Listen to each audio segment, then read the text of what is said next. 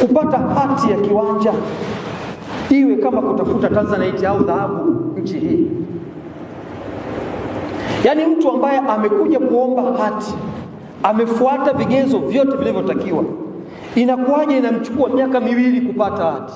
Kamishna, na kuomba hili jambo ujue, nikija kwenye ziara, kwenye vikao vyangu, nikapata lalamiko lolote linaloendana la mtu hajapata hati yake, sitakuwa na huruma na mtu.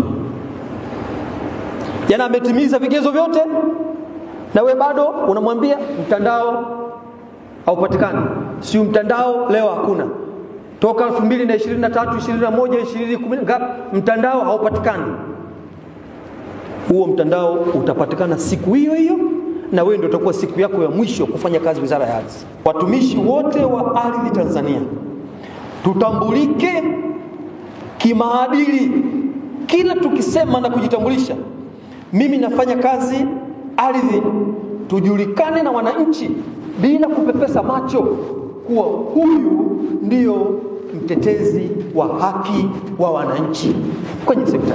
Mtu anayeshughulika na ardhi ni mtenda haki, kwa sababu ardhi ndio inayegusa Mtanzania yoyote yule, kuanzia wa hali ya chini mpaka juu.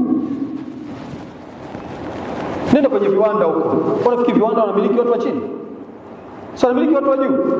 Lakini ardhi mpaka maskini anamiliki ardhi. Uongo? Usipojivunia kuwa mtu anayefanya kazi kwenye sekta ardhi atambulike kuwa ndio mtenda haki duniani, hapa utafanya shughuli gani kwenda mbinguni isipokuwa kwenye ardhi? Kwa sababu unagusa maisha halisi ya Mtanzania. Wewe umesomea hii profession, itendee haki, najua uwezo nao, umeaminika, ndio maana uko hapo. Fanya wajibu wako kwa wakati, fanya vizuri kwa ukubwa wake, basi sisi tukushukuru kwa sababu eneo hilo litakuwa umetendea haki. Baadhi ya halmashauri ambazo sisi kama ofisi ya mkoa hatujafika, mnaweza kuanza au mnaweza kuendelea na zoezi la utekelezaji wa kliniki ya ardhi. Hiyo ikawa ni mojawapo kati ya njia ya kupunguza malalamiko yasiyo na lazima kuwepo. Namba 2, mkakati wetu wa pili ni kushirikiana na viongozi wa ngazi mbalimbali za mikoa, wilaya na vijiji,